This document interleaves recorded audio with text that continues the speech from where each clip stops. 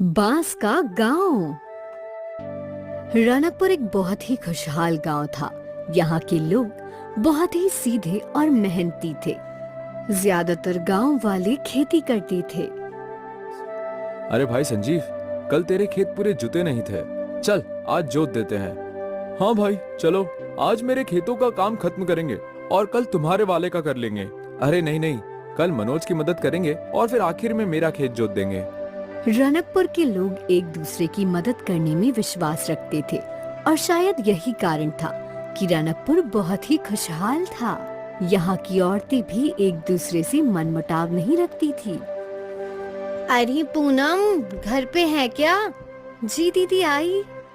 ये ले, सुबह खीर बनाई थी, मुन्ना को बहुत पसंद है ना, तो सोचा मनोज के लिए भी ले आऊं।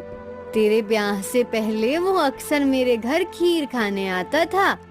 उसे मेरे हाथों की खीर बहुत पसंद है।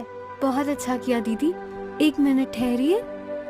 पूनम भीतर गई और कुछ लेकर आई। कल मैं बाजार गई थी और वहाँ मुझे मुन्ना के मनपसंद बताशे मिले।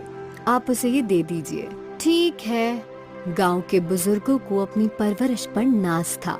हमारा गांव कितना खुशहाल है, होगा कैसे नहीं, ये सब हमारे संस्कार है। अब वो तो है, बच्चों में आपस में इतना प्रेम है कि ये सब एक साथ एक ही परिवार की तरह रहते हैं। हाँ, एक बड़ा परिवार, रनकपुर परिवार। कहते हैं ना, खुशियाँ ज्यादा दिन नहीं टिकती, और इनके साथ भी यही हुआ। एक रात तेज आंधी चलने लगी। आंधी के साथ तूफान चल पड़ा। गांव वाले डर गए। बचाओ, कोई मुझे बचाओ। जगह जगह पेड़ और घर गिरने लगे। सबको गांव के मंदिर ले आओ, अब भगवान ही हमारी रक्षा करेंगे। गांव के मर्द सभी को मंदिर तक ले जाने लगे। गांव का मंदिर बहुत ही पुराना था और ये मंदिर एक गुफा के अंदर बना था। बाहर हो रहे आंधी तूफान का मंदिर पर कोई असर नहीं था। गांव के सारे लोग मंदिर के अंदर सुरक्षित थे। लगातार कई घंटों तक आंधी तूफान थमा नहीं। एक एक करके गांव के सारे घर जमींदोज हो गए। अगली सुबह जब आंधी थम गई तो गांव वाले गुफा वाले मंदिर से बाहर आए और अपने गांव की हालत देखकर रो पड़े। हे भगवान, ये क्या हो गया? तुझसे हमारी खुशी नहीं देखी जाती क्या भगवान? अब हम क्या करेंगे? क्या कर सकते हैं? एक बार फिर सब चीजों को शुरुआत से शुरू करना पड़ेगा। लेकिन हम खाएंगे क्या? हमारी तो फसल ही बर्बाद हो गई। भगवान हमारी मदद करेंगे। हम यूं ही हार कर नहीं बैठ सकते, हमें खुद ही अपनी परिस्थिति बदलनी होगी। हाँ बेटा, हम सबको मिलकर एक बार फिर से रनकपुर बनाना होगा। गांव वाले चिंतित थे, पर वो जानते थे कि अब उन्हें एक दूसरे का साथ देना होगा। मुन्ना, तुम खेतों में जाकर देखो, जो कुछ भी बचा हो वो समेट लो।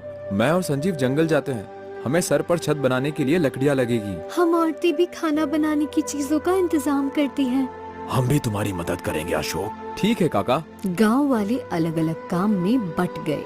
मनोज के साथ कुछ लोग खेतों में अच्छी फसल निकालने गए। अशोक, संजीव और काका जंगलों की ओर चले गए। काका, सोचा नहीं था कभी ऐसा होगा। होनी को कौन टाल सकता है अशोक? लगता है भगवान हमारी परीक्षा ले रहे हैं। हम छत कैसे बनाएंगे? हमारे जमाने में तो बांस के घर बनाना सबसे आसान काम था। हमें भी वैसे ही बांस का घर बनाना चाहिए, जिससे जल्द से जल्द गांव वालों के सर पे छत हो। जी काका, यही सही रहेगा। और इस जंगल में बांस के पेड़ भी हैं, मुझे पता है वो कहाँ हैं। अशोक उन लोगों को बैम्बू के पेड़ों के पास ले आया।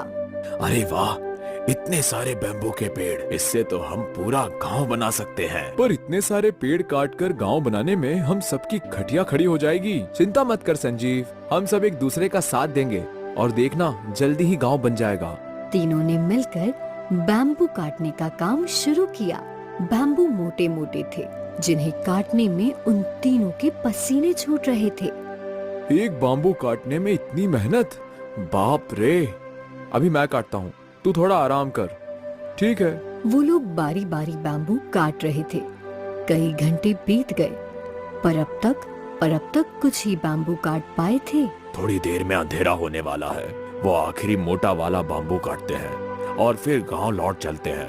ठीक है काका। तीनों मिलकर एक मोटा वाला बैम्बू काटने लगे। तीनों थके हुए थे पर फिर भी अपनी पूरी ताकत से बैम्बू काट रहे थे। बैम्बू आधा ही कटा था कि उसमें से खून बहने लगा। ये क्या? रुको! उन लोगों को किसी औरत के रोने की आवाज आने लगी।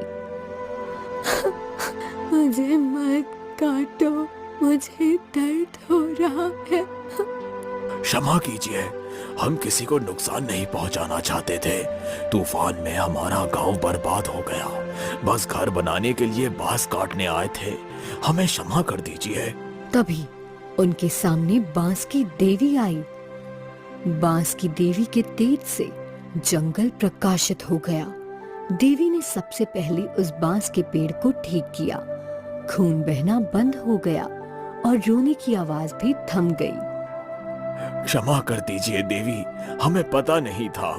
रोने की आवाज सुनकर तुम लोग थम गए। इससे तुम अच्छे इंसान हो ये साबित होता है। ये कोई आम बांस का वृक्ष नहीं है, बल्कि ये जादुई बांस का वृक्ष है। जब तक ये वृक्ष इस जंगल में है, इस जंगल का संतुलन बना रहेगा।